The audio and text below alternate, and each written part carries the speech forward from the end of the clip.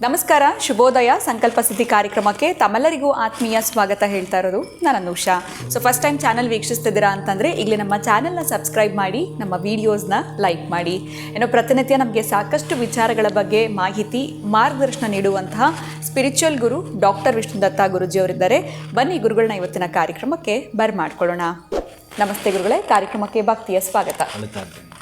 ಗುರುಗಳೇ, ಇತ್ತೀಚೆಗಷ್ಟೇ ನೋಡಿದಂತಹ ವಿಚಾರ, ಪ್ರತಿಯೊಬ್ಬರು ಕೂಡ ನೋಡಿರ್ತಾರೆ ನ್ಯೂಸ್ನಲ್ಲಿ, ಈ ಹಸುವಿನ ಕೆಚ್ಚಲನ್ನ ಕಟ್ ಮಾಡುವಂಥ ಒಂದು ವಿಡಿಯೋ. ಅದನ್ನು ನೋಡಿ ಬಹಳಷ್ಟು ಮನಸ್ಸಿಗೆ ಬೇಜಾರಾಯಿತು. ಇಂಥವ್ರ ಮನಸ್ಥಿತಿ ಹೇಗಿರುತ್ತೆ? ಯಾಕೆ ಆ ರೀತಿಯಾಗಿರುವಂಥ ಕೆಲಸ ಮಾಡಿದ್ರು? ಅವ್ರಿಗೇನು ಶಿಕ್ಷೆ ಅನ್ನುವಂಥದ್ದೇ ಇಲ್ವಾ? ಏನು ಶಿಕ್ಷೆ ಅವ್ರಿಗೆ? ಹೇಗೆ ಇದಕ್ಕೆ ಪರಿಹಾರ ಅನ್ನುವಂಥದ್ದು ಏನು ಗುರುಗಳೇ? ಇದ್ರ ಬಗ್ಗೆ ತಾವೇನು ಹೇಳ್ತೀರಾ? ಗೊತ್ತಿಲ್ಲಮ್ಮ, ಏನು ಹೇಳಬೇಕು ಅಂತ ಗೊತ್ತಿಲ್ಲ. ಓಂ ವಿಶ್ವಸ್ಮೈ ನಮಃ. ನನ್ನ ಪ್ರೀತಿಯ ಬಂಧುಗಳೇ, ಅದೇ ಆ ಸಂದರ್ಭದಲ್ಲಿ ಬಹುಶಃ ನನಗಾಗಿದ್ದು ಪೇನೇ ಬೇರೆ, ಆಗಿದ್ದು ನೋವೇ ಬೇರೆ. ಹೇಗೆ ಈ ಪ್ರಪಂಚ ನಡೀತಾ ಇದೆಯೋ ಒಂದು ಸಲ ಯೋಚನೆ ಮಾಡಿದ್ರೆ, ನೀವು ಕೇಳಿದ್ದು ಪ್ರಶ್ನೆಗೆ ಎಂಥ ಉತ್ತರ ಕೊಡಬೇಕು ನನಗೆ ಗೊತ್ತಿಲ್ಲ. ಶಿಕ್ಷೆಗಳಂತ ಹೇಳಿದ್ರಲ್ಲ, ಅದು ಕೂಡ ಅಷ್ಟೇ. ಅವನು ಏನು ಹುಚ್ಚ ಇರ್ಬೋದು ಅಥವಾ ಬೇರೆ ಇನ್ನೇನು ಅವನು ಆಗಿರ್ಬೋದು, ಅಷ್ಟು ಮಾತ್ರ ಹುಚ್ಚನಾಗಿದ್ದರೂ ಕೂಡ ಆ ಹಸುವಿನ ಕೆಚ್ಚಲೇ ಕಟ್ ಮಾಡಬೇಕವ. ಬೇರೆ ಅವನು ಅಂಥ ಹುಚ್ಚನಾಗಿದ್ದರೆ ಹಸುಗೆ ಎಲ್ಲಿ ಬೇಕಲ್ಲೆಲ್ಲ ಮಾರ್ಕ್ ಮಾಡಿಬಿಡ್ತಿದ್ದ. ಹೌದು, ಇದನ್ನು ಉದ್ದೇಶಪೂರ್ವಕವಾಗಿಯೇ ಮಾಡಿರೋ ಕೆಲವೊಂದು ಹಿಂದೆ ನಡೆದಿರತಕ್ಕಂಥದ್ದನ್ನು ನೋಡಿದಾಗ ಬಹುಶಃ ಅವನಿಗೆಲ್ಲೋ ಪೈಶಾಚಿಕ ಕೃತ್ಯ ಯಾರಾದರೂ ಮಾಡಿಸಿರಬೇಕು, ಅಥವಾ ಅವನು ಆ ಬಿಸ್ನೆಸ್ಸಿಗೆ ಅವನಿಗೆ ಸಂಬಂಧಪಟ್ಟ ಹಾಗೆ ಈ ಗೋಹತ್ಯೆ ಅವನಿಗೆಲ್ಲೋ ನಿಷೇಧ ಆಗ್ತಾ ಇರುವಂಥದ್ದು, ಕಾಣಿಸ್ತಾ ಇರೋಂಥದ್ದು, ಗೋವುಗಳನ್ನು ಸಿಗದೇ ಇರತಕ್ಕಂತಹದ್ದು, ಈ ಗೋಹತ್ಯೆಗಳಿಗೆ ಸಂಬಂಧಪಟ್ಟಾಗೆ ಅವನಿಗೆ ಅವಕಾಶ ಸಿಗದೇ ಇರ್ಬೋದು. ಇದನ್ನೇ ನನ್ನ ಮನಸ್ಸಲ್ಲಿ ಇಟ್ಕೊಂಡು ಮಾಡೋದನ್ನ ಈ ಥರದ ಹಲವಾರು ಉಟ್ಕೊಳ್ತವೆ. ಒಟ್ಟಾರೆಯಾಗಿ ಹೃದಯವನ್ನು ಕತ್ತರಿಸಿದಾಗೆ, ಯಾರೋ ನೋಡುಗರಿಗೆ ಕೇಳುಗರಿಗೆ. ಹೌದು, ಬೇರೆ ಇನ್ನೇನು ಮಾತಾಡಲಿಕ್ಕೆ ಬರಲ್ಲ. ಅಂಥವನನ್ನು ನಾವು ಎಷ್ಟು ಚೆನ್ನಾಗಿ ಸಮಜಾಯಿಸಿ ಕೊಟ್ಕೊಳ್ತೀವಿ ಅಂತಂದರೆ, ಈ ಮುಖ್ಯಮಂತ್ರಿಗಳಾಗಿರ್ಬೋದು, ಅದಕ್ಕೆ ನಮ್ಮಲ್ಲಿ ಶಿಕ್ಷೆಗಳು ಕಡಿಮೆ ಇದ್ದಾವೆ. ಬಹುಶಃ ಆ ಹಸುವಿಗೆ ಆ ಒಂದು ಕೆಚ್ಚಲನ್ನು ಕೊಯ್ದಾಗ ಅದಕ್ಕೆ ನೋವಾಯ್ತಲ್ಲ, ಅದನ್ನು ತಿಳಿಯಪಡಿಸಬೇಕಾದ್ರೆ ಯಾವಾತನ ಅದನ್ನು ಕಟ್ ಮಾಡಿದನೋ, ಯಾವಾತನ ಆ ಕೆಚ್ಚಲನ್ನು ಕತ್ತರಿಸಿದನೋ ಅವನ ಬೆರಳುಗಳು ಈ ರೀತಿ ಕೆಚ್ಚಲಾಗಿ ನಿಲ್ಲಿಸ್ತಾ ಸಣ್ಣದಾಗಿ ಇಲ್ಲಿ ಕಟ್ ಮಾಡಿ ತೋರಿಸ್ಬೇಕು. ಅವ್ರಿಗೆ ಸ್ವಲ್ಪ ತೋರಿಸ್ಬೇಕು. ಸಾಕಾ? ಇನ್ನು ಸ್ವಲ್ಪ ನೋಡೋಣ ಅಂತ ಅವನ ಚೀರಾಟ ಸ್ಟಾರ್ಟ್ ಆಗುತ್ತಲ್ಲ, ಮತ್ತು ಒಂದು ಹಾರಾಟ ಆಗಬೇಕಾದ್ರೆ ತೆಗಿಬೇಕು. ಆವಾಗ ಅರ್ಥ ಆಗತ್ತೆ. ಈ ಶಿಕ್ಷೆ ನೀವು ಒಂದ್ಸಲ ಮಾಡಿ ಕರ್ನಾಟಕದಲ್ಲೂ ನಡೆಯಲ್ಲ. ಮತ್ತೆ ನೀವು ಕಡಿಮೆ ಏನು ಗೊತ್ತುಂಟಾ? ನೋಡೋಣ, ನಮ್ಮ ಹತ್ರ ಇನ್ನೂ ಬಂದಿಲ್ಲ, ಅಥವಾ ಯಾರು ಮಾಡಿದ್ರೆ ತಪ್ಪೇ, ಅದಕ್ಕೆ ಕಾನೂನು ಪ್ರಕಾರ ಏನು ಶಿಕ್ಷೆ ಇದೆಯೋ ಅದಾಗತ್ತೆ. ಈ ತರಹದ ಸಮುಜಾಯಿಸಿ ಕಟ್ಕೊಂಡು ಕೂತ್ಕೊಳ್ಳೋದು ಕರೆಕ್ಟ್ ಅಲ್ವೇ ಅಲ್ಲ. ಈ ಒಂದು ಕಡೆ ನಾನೆಲ್ಲೋ ಅದನ್ನು ಓದಿದ್ದು ಕೂಡ, 7 ವರ್ಷದ ಮಗಳ ಮೇಲೆ ಅತ್ಯಾಚಾರ ನಡೆದು ಬಿಡುತ್ತೆ. ಅದನ್ನು ಕಾನೂನಿನ ಪ್ರಕಾರ ಅವನಿಗೆ ಶಿಕ್ಷೆ ಆಗಲಿಕ್ಕೆ ಅಂತೇಳಿ ಕೋರ್ಟಿಗೆ ಕರ್ಕೊಂಡು ಹೋಗ್ತಾರೆ. ಆ ತಾಯಿನ ಕರ್ಕೊಂಡು ಹೋಗ್ತಾರೆ. ಆ ತಾಯಿನ ನಿಮ್ಮ ಮಗಳಿಗೆ ಆಗಿದ್ದು ನಿಜಾನ ತಾಯಿ ಅಂತ ಏನೀಗ ಜಡ್ಜ್ ಕೇಳಬೇಕೋ, ಅಷ್ಟೊತ್ತಿಗೆ ಕೇಳ್ತಿದ್ದಂಗೆ ಈಕೆ ಅವಳ ಹತ್ರ ರಿವಾಲ್ವರ್ ತಗೊಂಡು ಅವ್ನು ಶೂಟ್ ಮಾಡಿಬಿಡ್ತಾಳೆ. ಇವನಿಗೆ ಯಾವಾಗ ಶಿಕ್ಷೆ ಕೊಡ್ತೀರಣ್ಣ ನೀವು? ಇನ್ನು ನಿಮ್ಮ ಕಾನೂನು ಪ್ರಕಾರ ಕೊಟ್ಕೊಂಡು ಕೂತ್ಕೊಳ್ತೀರಿ ಯಾವಾಗಲೂ. ಮತ್ತೆ ಒಂದು 10 ವರ್ಷ ಜೈಲಲ್ಲಿ ಇರ್ತಾನೆ. ಇನ್ಯಾರೋ ಅವನಿಗೆ ಕೊಡ್ತಾರೆ, ಅವನು ಬೇನಾಮಿಂದ ಆಚೆ ಬರ್ತಾನೆ. ಇವೆಲ್ಲ ಕೂಡ ಇರೋವಂಥದ್ದು ಅಂತೇಳಿ ಅವನನ್ನು ಪೂರ್ಣವಾಗಿ ತೆಗೆದೇಬಿಟ್ಟು, ಅದು ತಾಯಿಯ ದಿಶಕ್ತಿ, ಅವಳ ಅಂತರಂಗದ ನೋವದು.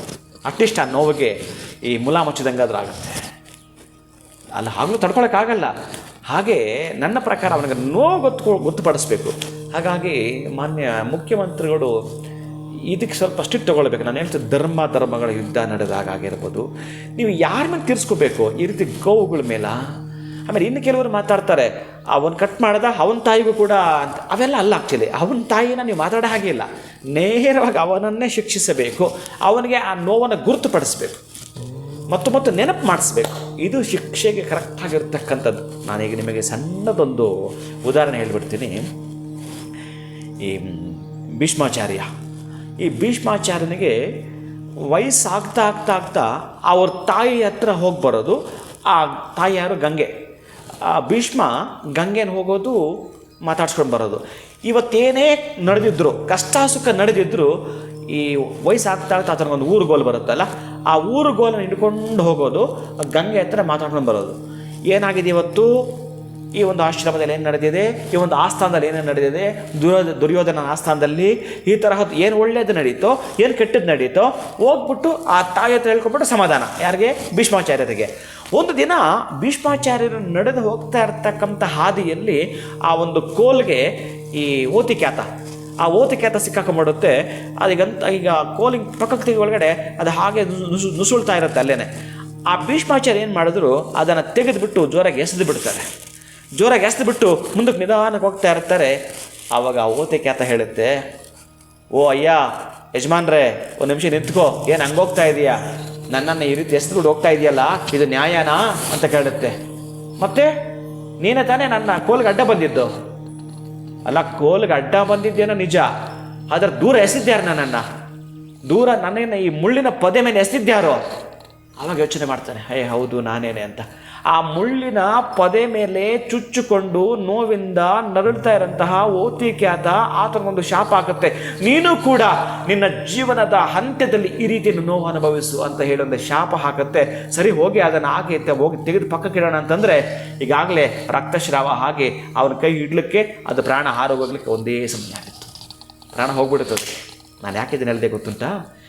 ಸಣ್ಣದದು, ನೀವು ಅದನ್ನು ಪ್ರಾಣಿ ಅಂತೀರೋ ಮತ್ತು ಏನಂತೀರೋ, ಅದು ಲೆಕ್ಕಕ್ಕೆ ಇಲ್ದಿರೋಂಥ ಪ್ರಾಣಿ ಅಂದರೂ ಕೂಡ ಅದು ಶಾಪ ಭೀಷ್ಮನಿಗೆ ತಟ್ಟಿ ಕೊನೆಯದಾಗಿ ಮುಳ್ಳುಗಳ ಮೇಲೆ ಬಿದ್ದು ಸತ್ತ ಆ ಒಂದು ಓತಿಕ್ಯಾತ ಕೊಟ್ಟ ಶಾಪವೇ ಈತ ಕೂಡ ಮುಳ್ಳುಗಳ ರೂಪದಲ್ಲಿರ್ತಕ್ಕಂಥ ಸೆಲಶಯ್ಯೆಯಲ್ಲಿ ಮಲಗಿ ಸಾವನ್ನಪ್ಪದ. ಭೀಷ್ಮ, ಅದರ ಶಾಪ ಭೀಷ್ಮನಿಗೆ ಬಂದಿದ್ದು. ಇಷ್ಟಕ್ಕೆ ಇಷ್ಟಿದ್ರೆ ನಾನ್ ಸೆನ್ಸ್ ಬ್ಲೇಡೆ ಫೆಲೋ, ರಾಸ್ಕಲ್ ಫೆಲೋ, ನೀನು ಹಸುನ ಕೆಚ್ಚಲು ಕಟ್ ಮಾಡಿದೆಯಲ್ಲ, ನಿಜ ನನಗೆ ಆ ವ್ಯಕ್ತಿ ಸಿಕ್ಕಿದ್ರೆ ನನಗೆ ಎಷ್ಟು ನೀವು ಕೇಸುಗಳು ಹಾಕಿದ್ರೆ ಪರವಾಗಿ ನಾನು ಅದನ್ನೇ ಮಾಡ್ತೀನಿ. ಅವನಿಗೆ ಒಂದು ಸಲ ಹೀಗೆ ಹಿಡಿದು ನಿಧಾನಕ್ಕೆ ಅವನಿಗೆ ಆ ರೀತಿ ಮಾಡಿ ತೋರಿಸ್ತೀನಿ ನಾನು. ಅಷ್ಟು ನನಗೆ ಕೋಪ ಆಗಿ ಅವತ್ತಿನ ಕಾಲಕ್ಕೆ ನಾನು ಎದ್ದು ಹೊರಡಬೇಕು ಅಷ್ಟರಲ್ಲಿದ್ದೆ. ನನ್ನ ಅಲ್ಲಿ ಕೆಲವರೆಲ್ಲ ಕೂಡ ತಡೆದ ಗುರುಗಳೇ, ಈಗ ಸದ್ಯಕ್ಕೆ ಇದು ಕರೆಕ್ಟ್ ಅಲ್ಲ ಅಂತ ಅಂದಾಗ ಎಷ್ಟು ಸಲ ನೀವು ತಡ್ಕೊಳ್ತೀರಿ? ಹೌದು. ಏನೇ ನೀವು ಮಾಡ್ತೀರಾ? ನೀವು ಏನು ನಡೀತಾ ಇದೆ ಇಲ್ಲಿ ಅಂದರೆ, ನಾನು ಇಲ್ಲಿ ಯಾಕೆ ಹೇಳ್ತೀನಿ ಇದನ್ನು ಅಂತಂದರೆ, ಈ ಪ್ರಪಂಚ ಇಷ್ಟೆಲ್ಲ ಹದಗೆಡ್ಲಿಕ್ಕೆ ಈ ಸಾಧುರು, ಸಂತರು, ಒಳ್ಳೆಯವರು, ಸಹೃದಯವಂತರು ಕೂತ್ಕೊಂಡು ನೋಡ್ತಾ ಇರೋ ದೊಡ್ಡ ಅಪರಾಧ. ಏನೇ ನಡೀತಾ ಇದೆ ನೋಡ್ತಾ ಇರೋದು ದೊಡ್ಡ ತಪ್ಪಿದು, ನೋಡ್ಕೊಂಡು ಕೂತಿರ್ತಕ್ಕಂಥದ್ದು. ಅದಕ್ಕಾಗಿ ಇದು ಅಷ್ಟು ಸಮಂಜಸವಲ್ಲ, ಅಷ್ಟು ಕರೆಕ್ಟ್ ಅಲ್ಲ. ಇದ್ರ ಬಗ್ಗೆ ಮಾತಾಡ್ಲಿಕ್ಕೆ ನೋಡ್ರಿ ಬರೀ ಏನೇನೋ ಬರ್ತದೆ. ಅದಕ್ಕೆ ನಾನು ಮಾತಾಡೋದು ಕರೆಕ್ಟ್ ಅಲ್ಲ. ಇವನಿಗೆ ಏನು ಶಿಕ್ಷೆ ಇದೆಯೋ ಆಮೇಲೆ ಬರ್ತಾನೆ ಆ ಚಾಮರಾಜಪೇಟೆಯ ಏನು MLA ಆಗಿರುವಂಥದ್ದು ಜಮೀರ್ ಅಹ್ಮದ್ ಬರ್ತಾರೆ. ಏನೊಂದಷ್ಟು ಸಮಜಾಯಿಸಿ ಕೊಟ್ಬಿಟ್ಟು ಆತ ಒಂದು 3 ಹಸು ಕೊಟ್ಬಿಡ್ತಾನೆ. ಏನು ಕಣ ಇದು, 3 ಹಸು ಕೊಟ್ಬಿಟ್ರೆ ಆ ಹಸುಗಳ ನೋವು ಯಾರು ತೊಗೊಳ್ತಾರೆ? ನೀನು ತೊಗೊಳ್ತೀಯಾ? ನೀನು ತೊಗೊಳಕ್ಕೆ ಸಾಧ್ಯ ಇದೆಯೇ? ಅವನಿಗೆ ಇದು ಶಿಕ್ಷೆ ಕೊಡಿಸಿದ್ದೆ ಆದರೆ ಇದು ತಪ್ಪು. ಯಾವುದೇ ಜಾತಿ ಆಗಿರಲಿ, ಯಾವುದೇ ಧರ್ಮದವರಾಗಿರಲಿ, ಇದು ತುಂಬ ತಪ್ಪು ಅಂತೇಳಿ ನೀನು ಕಳಂಕ ರಹಿತನಾಗಬೇಕು ಅಂದಿದ್ರೆ ಅವನಿಗೆ ಅಷ್ಟೇ ಶಿಕ್ಷೆನ ಕೊಡಿಸಬೇಕಾಗಿತ್ತು. ಅದು ಜಗಜ್ಜಾಹೀರಾಗಬೇಕಾಗಿತ್ತು. ಇದು ಕರೆಕ್ಟ್ ಇತ್ತು. ಇದು ಬಿಟ್ಟು ನೀವು ಸಮಜಾಯಿಸಿ ಕೊಟ್ಕೊಂಡು ಹೋಗ್ತೀರಲ್ಲ, ನೋಡೋಣ, ಕಾಲ ನಿಮ್ಮ ಪರವಾಗಿ ಇವತ್ತು ಇರಬಹುದು, ಬಹುಶಃ ಬದಲಾಗಲಿಕ್ಕೂ ಕೂಡ ಹತ್ತಿರ ಇದೆ. ಒಮ್ಮೆ ಗಮನಿಸ್ತಾ ಬನ್ನಿ, ಭೀಷ್ಮಾಚಾರ್ಯರಿಗಾಗಿದ್ದ ಸ್ಥಿತಿ ಘನಘೋರವಾಗಿ, ಅದಕ್ಕಿಂತ 10 ಪಟ್ಟು ಘನವಾಗಿ ಅದು ಯಾವತ್ತೂ ನಡೆಯುತ್ತೆ. ಅಷ್ಟು ತನಕ ನಮ್ಮಲ್ಲಿ ನೋಡ್ಕೊಂಡು ಕೂತಿರ್ತಕ್ಕಂಥವ್ರು ತಾಳ್ಮೆನೇ ಇರಲ್ಲ. ಯಾಕೆ ತಾಳ್ಮೆ ಇರಲ್ಲ ಅಂತಂದರೆ ಅದಕ್ಕೆ ನೋವು ಉಣ್ತಾ ಇದೆಯಲ್ಲ, ತಕ್ಷಣ ಕೊಟ್ಟಾಗ ಒಂದು ಸಮಾಧಾನ ಆಗುತ್ತೆ. ನೀವು ಹೊಸ ಕೊಟ್ಟಾಗ ಸಮಾಧಾನ ಆಗಲ್ಲ. ಅವನಿಗೆ ಶಿಕ್ಷೆ ಕೊಡಬೇಕಾಗಿತ್ತು. ಇನ್ನು ದೈವ ಕೃಪೆ, ಬಹುಶಃ ದೊಡ್ಡ ಮಟ್ಟದಲ್ಲಿ ಅವನಿಗೆ ಆ ಶಿಕ್ಷೆ ಆಗಲೇಬೇಕು ಅಂತಕ್ಕಂಥದ್ದು ಪ್ರತಿಯೊಬ್ಬರ ನೋಡುಗರ ಕೇಳುಗರ ವಾದ ಆಗಿರುತ್ತೆ. ಬಹಳಷ್ಟು ಇದು ತುಂಬ ನೋವು ತರತಕ್ಕಂತಹದ್ದು. ಇನ್ನು ಆ ಹಸುಗಳಿಗೆ ನೋವು ಕಡಿಮೆ ಆಗಲಿ ಅಂತೇಳಿ ಅವತ್ತೊಂದು ಪ್ರೇಯರ್ ಮಾಡುತ್ತಾ ಒಂದಷ್ಟು ಜನನ ಸೇರಿಸಿಕೊಂಡು ನಾನು ಅದಕ್ಕೆ ಸಂಬಂಧಪಟ್ಟಾಗ ಸಂಕಲ್ಪ ಮಾಡಿಕೊಂಡು ವಿಷ್ಣು ಸಹಸ್ರನಾಮವನ್ನು ಪಾರಾಯಣವನ್ನು ಮಾಡಿದ್ವಿ. ಈಗ ವಿಷ್ಣು ಸಹಸ್ರನಾಮ ಅಂದಾಗ ನನ್ನ ನೆನಪು ಬಂತು.